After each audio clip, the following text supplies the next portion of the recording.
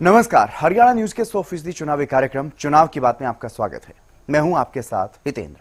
प्रदेश में विधानसभा चुनाव को लेकर के सियासी दंगल चल रहा है और इस सियासी दंगल में जहां नए नए मुद्दों की एंट्री हो रही है, तो वहीं ऐसे में राजनीतिक दल कौन कौन से दांव में चल रहे हैं और कैसा बना हुआ है प्रदेश का चुनावी माहौल, ये जानने के लिए देखते रहिए हमारा खास कार्यक्रम चुनाव की बात।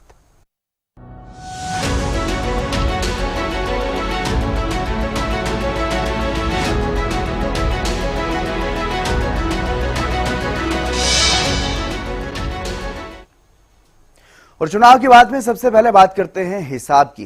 प्रदेश की सियासत इन दिनों हिसाब के इर्द गिर्द ही घूम रही है। अब एक बार फिर से बीजेपी नेताओं ने नेता प्रतिपक्ष भूपेंद्र सिंह हुड्डा के खिलाफ हुंकार भरी। हरियाणा के डिप्टी स्पीकर रणबीर गंगवा और पूर्व मंत्री कर्णदेव कंबोज ने भी हुड्डा से उनके कामों का हिसाब मांगा है और कांग्रेस पर जमकर निशाना साधा। तो वहीं सीएम नायब सैनी भी आक्रामक रुख अपनाए हुए दिखाई दिए।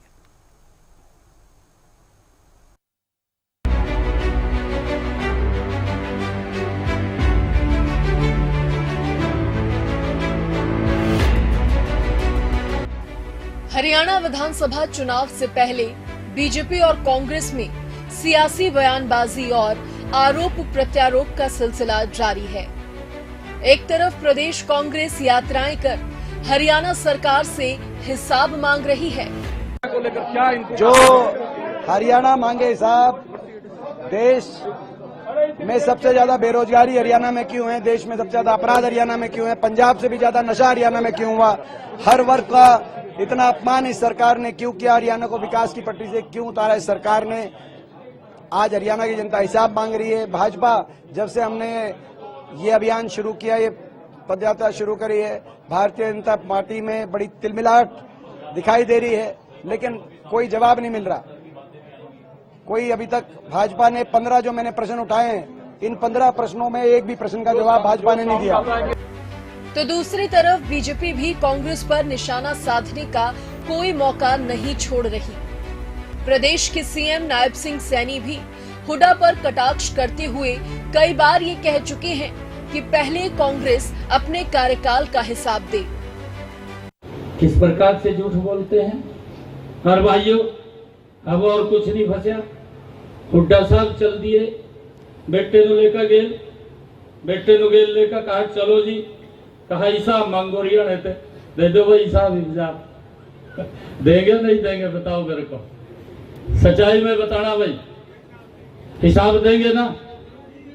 जहां कांग्रेस बीजेपी पर जाति की राजनीति करने का आरोप लगा रही है, वहीं डिप्टी स्पीकर रणबीर गंगवा ने कांग्रेस पर निशाना साधते हुए कहा कि कांग्रेस SC/ST की बात सिर्फ वोट लेने के लिए करती है, लेकिन जब कांग्रेस का राज था तब सबसे ज्यादा अत्याचार कमजोर वर्ग पर ही हुआ है। और आज भूपेंद्र सिंह हुड्डा जी और कांग्रेस के लोग हिसाब मांगने की बात करते हैं। हिसाब तो हम मांगते हैं उनसे। हमने तो अपना हिसाब, जहां तक बात है भारतीय जनता पार्टी का, तो जब से भारतीय जनता पार्टी की सरकार बनी है, ट्रांसपेरेंसी से सरकार चलाने का काम किया है, ट्रांसपेरेंसी से नौकरियां देने का काम किया है। आज जो भी बच्चा योग्य है, अपनी योग्यता के आधार पे वो सरकारी सेवाओं के अंदर अपना स्थान बना सकता है, ये विश्वास पैदा करने का काम किया है। जब से भारतीय जनता पार्टी की सरकार बनी है, तब से जहां मेरिट पे नौकरियां देने का काम किया है, वहीं एक भी कोई बैकलॉग बकाया नहीं रहा, चाहे SC का चाहे BC का है। सारी की सारी नौकरियां जो भरी गई है, एक भी खाली नहीं रही है। उन्होंने अपने समय में केवल और बैकलॉग छोड़ने का काम किया। मैं धन्यवाद करूंगा माननीय मुख्यमंत्री नायब सैनी जी का, जिन्होंने जो बैकवर्ड क्लास की जो 23 जून को गुड़गांव के अंदर मीटिंग करके जहां उन्होंने क्रीमी लेयर की बात है उसको बढ़ाने का काम किया, वहीं उन्होंने ये घोषणा की कि भूपेंद्र सिंह हुड्डा जी के राज के अंदर जो बैकलॉग करके जो अन्याय हुआ था, उसकी भी भरपाई करने का काम करेंगे कि अभी नई नौकरियां निकाल करके और बैकलॉग भी पूरा करने का काम करेंगे। तो उनके राज में तो इस तरीके से आज वो बैकवर्ड की बात करते हैं, SC की बात करते हैं, केवल और केवल वोट लेने के लिए। लेकिन जब उनका राज था तो सबसे ज्यादा जुल्म और जातियां उन्होंने इन्हीं वर्गों के ऊपर, कमजोर वर्गों पर करने का काम जो है वो अपने समय में करने का काम किया। आज हम उनसे ये हिसाब मांगते हैं कि किस तरीके से आपने जुल्म किए, कितने आपने बैकलॉग छोड़ने का काम किया, क्यों आपने बैकलॉग छोड़ करके उनके साथ अन्याय करने का काम किया। इस बीच पूर्व मंत्री कर्णदेव कंबोज ने किसानों के मुद्दे पर पलटवार करते हुए कहा कि कांग्रेस के शासनकाल में किसानों के साथ अन्याय होता था, जब किसानों को 2 से 3 रुपए के चेक बांटकर किसानों के साथ मजाक किया जाता था। आज हरियाणा का किसान आज भूपेंद्र सिंह हुड्डा से जवाब मांग रहा है। वो पूछ रहा है कि आपके समय में किस प्रकार से किसानों के साथ अन्याय हुआ। किसानों को जब उनकी कोई फसल खराब होती थी और उस खराबे के ऊपर 2 रुपए के 3 रुपए के चेक जब किसानों को बांटे जाते थे, उनके साथ मजाक किया जाता था और किसान अपने आप को ठगा सा महसूस करता था और किसान बेचारा खून का घूंट पी करके रह जाता था कि इस सरकार में हमारी कभी कोई सुनवाई नहीं होगी। और हमारी इस सरकार ने 2014 से लेकर के अब तक जितनी भी फसलें खराब हुई हैं, लगभग 12,000 करोड़ रुपए के आसपास जो है ना किसानों को मुआवजा देने का काम किया। और कभी भी किसी भी प्रकार का कोई खराबा होता है, चाहे वो कोई बीमारी आ जाए फसल में या सूखा पड़ जाए या अधिक बरसात होने की वजह से किसान की फसल खराब होती है, तो उसका तुरंत जो है ना उसकी विशेष गर्दौरी करा करके और तुरंत उसके खाते में डायरेक्ट पैसा डालने का काम हमारी सरकार ने इन 10 साल के अंदर किया है। कांग्रेस के हरियाणा मांगे हिसाब का जवाब अब बीजेपी भी कांग्रेस से उसके कार्यकाल का हिसाब मांग के दे रही है। दोनों ही दल एक दूसरे पर जनता की अनदेखी का आरोप लगा रहे हैं। अब ऐसे में देखने वाली बात होगी कि इन सियासी बयानबाजियों का जनता और चुनाव पर क्या असर पड़ता है। और चुनाव की बात में बात करते हैं मुख्यमंत्री नायब सिंह सैनी की। धुआंधार तरीके से कार्यक्रम कर रहे हैं, चुनाव प्रचार में जुटे हुए हैं सीएम नायब सैनी। हर समाज को साधने का प्रयास कर रहे हैं और इसी कड़ी में वाल्मीकि समाज के बीच पहुंचे। वाल्मीकि समाज के लोगों के बीच पहुंच करके सीएम ने जहां अपने देसी अंदाज में लोगों से वोट की अपील की, तो वहीं हरियाणा मांगे हिसाब अभियान पर पलटवार करते हुए पूर्व सीएम भूपेंद्र हुड्डा पर जोरदार हमला उन्होंने बोला। उन्होंने कहा कि जिन लोगों के मुंह खून में धंसे हैं वो किस मुंह से हिसाब मांग रहे हैं। किस प्रकार से झूठ बोलते हैं। और भाइयों, अब और कुछ नहीं फंसा। हुड्डा साहब चल दिए, बेटे नु लेकर गेल, बेटे नु गेल लेकर कहा चलो जी, कहा हिसाब मांगो रिया रहते, दे दो भाई हिसाब देंगे नहीं देंगे बताओ मेरे को, सच्चाई में बताना भाई, हिसाब देंगे ना, हाथ खड़ा करके बताओ। पिछले भाई पिछला नु कोई आवाज तो नहीं आ रही, मेरी आवाज आ रही ना पीछे, मगाध नहीं खड़े हो रहे हैं। एक बार भैया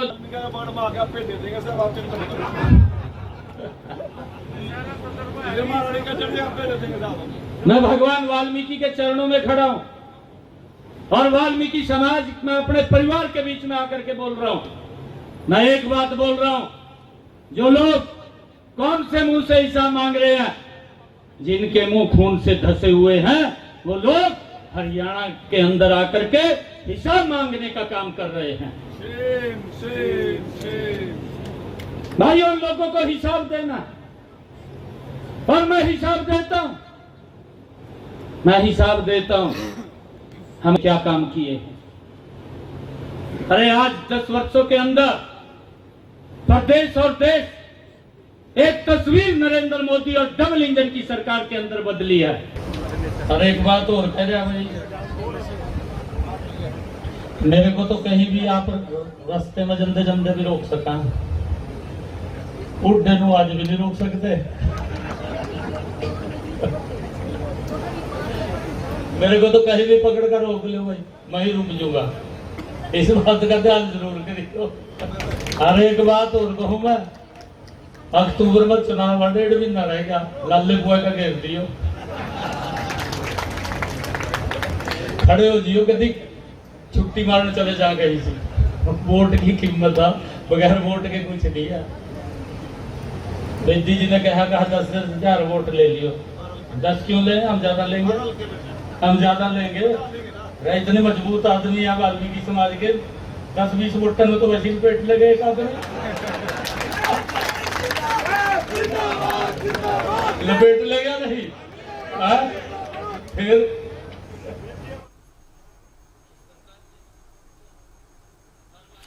और चुनाव की बात में बात करते हैं बीजेपी के प्रदेश अध्यक्ष मोहनलाल बड़ौली की। मोहनलाल बड़ौली कांग्रेस पर पूरी तरह से हमलावर नजर आ रहे हैं।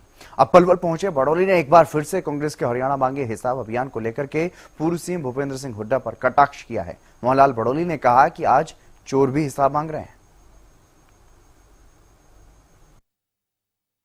जिन लोगों ने इस देश को लूटने का काम किया, 10 साल तक आपने उसका शासन देखा है, किस प्रकार से जातिवाद, भाई भतीजावाद, परिवारवाद, क्षेत्रवाद किस प्रकार से हरियाणा में पनपा। और ये तो कलयुग है, आज चोर भी हिसाब मांगने का काम कर रहे हैं। जिन्होंने सरेआम चोरी करने का काम किया, गरीब के हक को चोरी किया है। और ये आंकड़े बताते हैं कि अगर स्कूल में बच्चे पढ़ते थे तो उसमें भी फर्जी आंकड़ों से, उन फर्जी नामों से कौन उस पैसे को खाता था, वो हिसाब उड़ाने देना चाहिए। चुनाव की बात में अब बात करते हैं पूर्व सीएम और नेता प्रतिपक्ष भूपेंद्र सिंह हुड्डा की। पूर्व सीएम भूपेंद्र हुड्डा ने हमारी एडिटर इन चीफ प्रतिमा दत्ता के साथ विधानसभा चुनाव पर सुपर एक्सक्लूसिव बातचीत की है और इस दौरान उन्होंने जहां सरकार पर जमकर निशाना साधा तो वहीं जेजेपी इनेलो को भी लपेटे में लिया और हरियाणा विधानसभा चुनाव में जीत का दावा किया। इस खास रिपोर्ट में आपको दिखाते हैं किस रणनीति के तहत विधानसभा चुनाव में जीत का दावा कर रहे हैं भूपेंद्र सिंह हुड्डा और किस में टक्कर मान रहे हैं।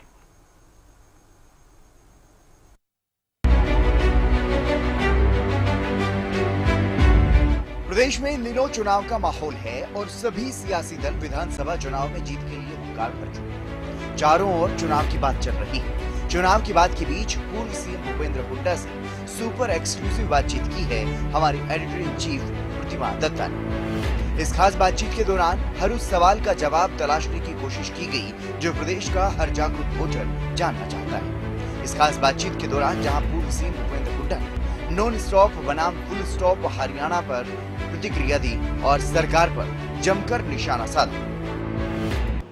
नॉन स्टॉप ये नारा दे रहे हैं, मारा हरियाणा नॉन स्टॉप। एक्चुअली तो ये मारा हरियाणा इनने लगा दिया फुल स्टॉप। आगे कोई विकास नहीं। कहाँ जो नंबर 1 था प्रति व्यक्ति आय में, वो आज किस चीज में नंबर 1 है हमारा प्रदेश? बेरोजगारी में। मेरे आंकड़े थोड़ा है। जो कानून व्यवस्था में नंबर 1 था बिल्कुल, वो किस चीज में आज है? मेरे आंकड़े नहीं है। जो नेशनल प्रोग्रेसिव इंडेक्स है, केंद्र सरकार का है, उसने हरियाणा को असुरक्षित डिक्लेयर कर रखा है कि मैं यहाँ कोई सुरक्षित नहीं है। खेल खिलाड़ी में जो नंबर 1 था, आज खिलाड़ियों की क्या परिस्थिति हो रही है? उनको जंतर मंतर पे किस तरह घसीटा गया, आज तक भी उनको न्याय नहीं मिला। नौकरियों की देख लो, कौशल रोजगार निगम लगा दिया, पक्की नौकरी की जगह ठेके की नौकरियां। जैसे डिजिटल लेबर चौक होता है ना, उस प्रकार से सुबह जाओ कॉन्ट्रैक्ट पे लो। मतलब इतने पढ़े लिखे बच्चों को भी कम तनख्वाह पे कॉन्ट्रैक्ट पे, वो भी जब मर्जी लगा दो जब मर्जी हटा दो। भ्रष्टाचार का अड्डा खोल दिया और उसका नतीजा ये हुआ 2 लाख आज पक्की नौकरियां खाली पड़ी हैं। अभी तो चुनाव सर पे हैं तो ये लोग कह रहे हैं 50,000 भर्तियां हम लोग कर देंगे। तो अब तक सो रहे थे क्या? चुनाव देख के हो रहे हैं लोग, समझ चुके हैं इन बातों को, समझ चुके हैं। जितनी भी उन्होंने भर्तियां निकाली हैं उसमें आप देखो, पब्लिक सर्विस में देखो, करोड़ों रुपए दफ्तर में पकड़े गए उनके। मैंने तो वीडियो भी दिया था, उसका कोई जवाब नहीं आया आज तक। और वीडियो नहीं दिया था, सॉरी, वो दिया था उनका टेप, मैंने बताई थी जो उनकी कन्वर्शन ऑडियो। और उनके जो एसएस कमीशन का चेयरमैन को जाना पड़ा। ये जो हरियाणा कौशल रोजगार निगम, उसके एमडी के पास पकड़े गए, करप्शन के पकड़े गए। मतलब नौकरियां इस तरह बेची हैं जैसे परचून में दुकान बिकती है। तो एक्सपोज हो गई। तो वहीं पूर्व सीएम भूपेंद्र हुड्डा ने प्रदेश में बदलाव का दावा करते हुए कहा कि इस बार कांग्रेस की सरकार बनने जा रही है और साथ ही अमित शाह के हरियाणा दौरे पर भी उन्होंने तंज कसा। बात गिनवाई उन्होंने, केंद्र ने पहले इतना पैसा दिया था, अब इतना दिया था। हरियाणा की तो कोई अचीवमेंट गिनवाई नहीं। हरियाणा की अचीवमेंट गिनवाते तो बात ही, बाकी बार बार नाम ले रहे हैं। इसका मतलब क्या है? ये राजनीति में ये है, जो आता दिखता है उसका नाम दिया जाता है। अच्छा, तो मतलब भूपेंद्र सिंह हुड्डा आ रहे हैं? जो भी कांग्रेस आ रही है, कांग्रेस आ रही है, विश्वास है आपको? हाँ, बहुत सारे आवेदन। क्योंकि अगर वो देखते तो वहाँ मुख्यमंत्री जी भी वही थे भाई, 10 साल का हिसाब बताओ। हम तो विपक्ष में हैं, हमारे से हिसाब मांग रहे हैं, लेकिन जहां पे खड़े होके पाली में केंद्र विद्यालय जो सेंट्रल यूनिवर्सिटी, वहां खड़े होकर भाषण दे रहे थे, यही बता देते भाई ये सेंट्रल यूनिवर्सिटी किसने बनाई। हमने बनवाई थी, वहां हमारे टाइम में बनी सेंट्रल यूनिवर्सिटी। इन्होंने कौन सा बनाया, एक तो नाम बता दें। पूर्व सीएम भूपेंद्र हुड्डा ने ये बताया कि विधानसभा चुनाव में उम्मीदवारों को किस आधार पर टिकट दी जाएगी। ये मैं इनका मैं आपके जो हमारी जो है विनेबिलिटी क्राइटेरिया, सिर्फ विनेबिलिटी। तो सर्वे आपने शुरू कर दी? विनेबिलिटी एंड स्टेबिलिटी सर्वे शुरू कर दी। अब 30-31 तक तो दरखास्त मांग रखी है, कुछ कर रहे हैं, कुछ होगा। कई एजेंसी हैं, सेंट्रल एजेंसी अलग है। तो अपने दम पर सरकार बना लेंगे। 70 की बात उदयमान जी कर रहे हैं, आपको लगता है कि टारगेट कुछ देना चाहिए? नहीं, देखिए मैं तो टारगेट की बात नहीं करता, लेकिन ये एक दावे से कहता हूँ, भारी बहुमत से कांग्रेस की सरकार बनेगी। इतना ही नहीं, भूपेंद्र हुड्डा ने साफ किया कि इस बार का मुकाबला सीधे सीधे बीजेपी और कांग्रेस में होने जा रहा है। तो वहीं इनेलो और जेजेपी पर भी पूर्व सीएम भूपेंद्र हुड्डा तंज कसते हुए नजर आए। ये जो गठबंधन है वो राष्ट्रीय स्तर पे है, प्रादेशिक स्तर पे कोई गठबंधन किसी पार्टी से नहीं है। INLD BSP का गठबंधन है, आपको लगता है वो लोग जितनी वोट लेंगे आपको सीधा सीधा नुकसान पहुंचाएंगे? नहीं, ऐसा है, लोग हरियाणा की समझ चुके हैं।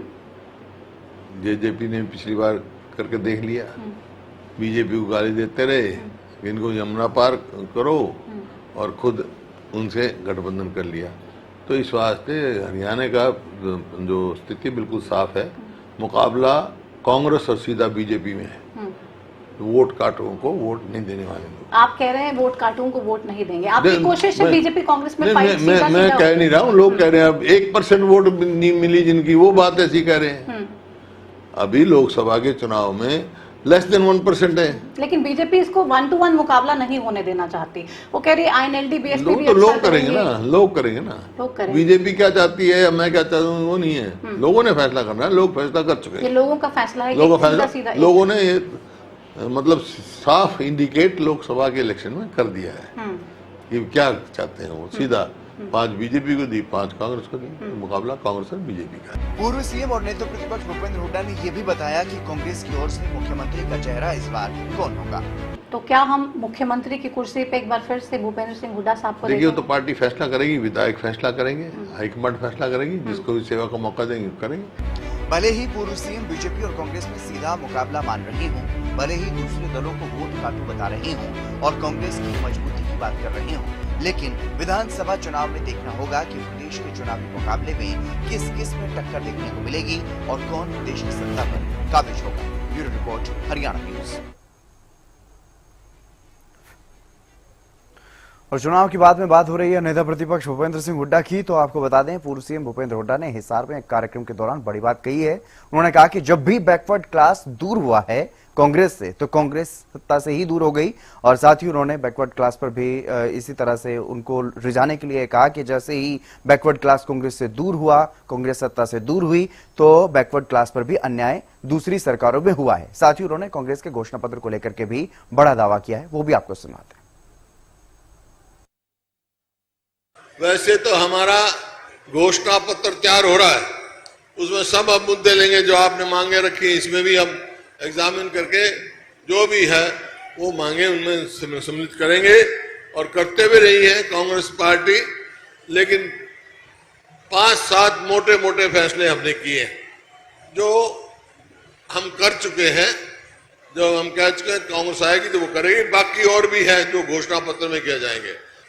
जब जब अति बैकवर्ड क्लास कांग्रेस से परे गया है, कांग्रेस सत्ता से बाहर गई है, और जब जब कांग्रेस सत्ता से बाहर गई है सबसे ज्यादा अत्याचार बैकवर्ड क्लास पे हुआ। सारी स्कीम बंद कर दी गई। जैसे हमने अपने समय में 100-100 गज के प्लॉट की स्कीम चलाई थी दलित और बैकवर्ड क्लासेस के लिए, इस सरकार ने आते हुए बंद कर दी। कांग्रेस नेता और पूर्व सांसद बृजेंद्र सिंह ने कांग्रेस में आपसी कलह को लेकर के प्रतिक्रिया दी है। उन्होंने सैलजा और हुड्डा की अलग अलग यात्राओं पर यह कहा कि यह कुछ नहीं, ये सब छोटी बातें हैं और लोग बेमतलब में इन छोटी बातों पर राजनीति ढूंढते हैं। ये कुछ नहीं यार, ये छोटी बातें हैं। लोग बिना बात की राजनीति ढूंढते हैं, यहाँ राजनीति नहीं है। बड़ी सीधी सी बात ये है। हाँ, ये हो कि एक ही जगह पे दो यात्राएं एक ही पार्टी की निकल रही हो तो मैं समझ सकता हूँ कि कोई टकराव की स्थिति है या कोई तनाव की स्थिति है। ये हरियाणा मांगे हिसाब नाम से जो यात्राएं चल रही हैं, इसमें कहीं किसी प्रकार का टकराव तो है नहीं। और जितने ज्यादा लोग इसमें जुड़ेंगे, चाहे वो कार्यकर्ता के स्तर पे हों या नेताओं के स्तर पे हों, पार्टी के लिए उतना ही फायदेमंद है। और चुनाव की बात करते हैं आम आदमी पार्टी की। एक तरफ जहां सत्ता पक्ष बीजेपी और मुख्य विपक्षी दल कांग्रेस के ताबड़तोड़ कार्यक्रम प्रदेश भर में चल रहे हैं, तो वहीं हरियाणा में आम आदमी पार्टी के भी इसी तरह से कार्यक्रम चल रहे हैं। इस बीच रोहतक के सापला में दिल्ली के सीएम अरविंद केजरीवाल की पत्नी सुनीता केजरीवाल ने एक कार्यक्रम को संबोधित किया। सुनीता केजरीवाल ने यहां न सिर्फ 5 गारंटियों के आधार पर वोट मांगे, बल्कि केंद्र की मोदी सरकार और प्रदेश की बीजेपी सरकार को जमकर घेरा। वो कहते हैं केजरीवाल चोर है। मैं कहती हूं मोदी जी, अगर केजरीवाल चोर है ना तो इस दुनिया में कोई ईमानदार नहीं है। मोदी जी ने आपके बेटे को जेल में डाला है। मोदी जी ने हरियाणा को ललकारा है कि जाओ, मैंने आपके लाल को जेल में डाल दिया, जिसको जो करना है कर लो। आज मैं हरियाणा की बहू आपसे पूछती हूं, क्या आप ये सब चुपचाप सहेंगे? क्या आप इस अपमान को बर्दाश्त करेंगे?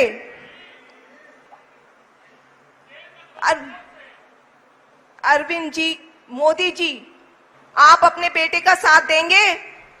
आपके बेटे ने पूरे हरियाणा में अपना, पूरे देश में, दुनिया में अपना नाम रोशन किया है।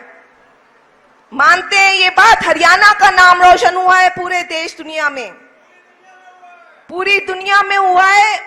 आपको इस अपमान का बदला लेना है। अभी 3 महीने में विधानसभा का चुनाव है। एक भी सीट बीजेपी को नहीं जानी चाहिए।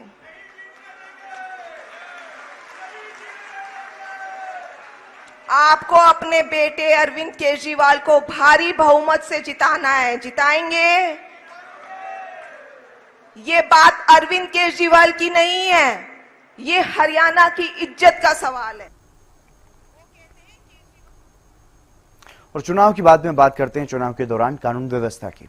दरअसल डीजीपी शत्रुजीत कपूर ने हरियाणा में चुनावी व्यवस्था को लेकर के बयान दिया। उन्होंने कहा कि 25 सालों में सबसे शांतिपूर्ण तरीके से लोकसभा के चुनाव हुए हैं और विधानसभा चुनाव के लिए भी बेहतरीन प्रयास करेंगे। चुनाव आपने देखा कि जो पार्लियामेंट के चुनाव हुए वो पिछले 25 वर्ष में सबसे ज़्यादा शांतिपूर्ण तरीके से, निष्पक्ष तरीके से करवाए गए। पूरे प्रदेश में एक भी स्थान पर, एक भी बूथ पर रीपोल करवाने की आवश्यकता नहीं पड़ी। तो उसी भावना से आगे बढ़ते हुए हम जो असेंबली के इलेक्शन है, जो उम्मीद है कि अगले 2 या 3 महीने के अंदर आएंगे, उनको भी बेहतरीन तरीके से संपन्न करवाएंगे। और चुनाव की बात में आज के लिए बस फिलहाल इतना ही। आप देखते रहिए हरियाणा न्यूज।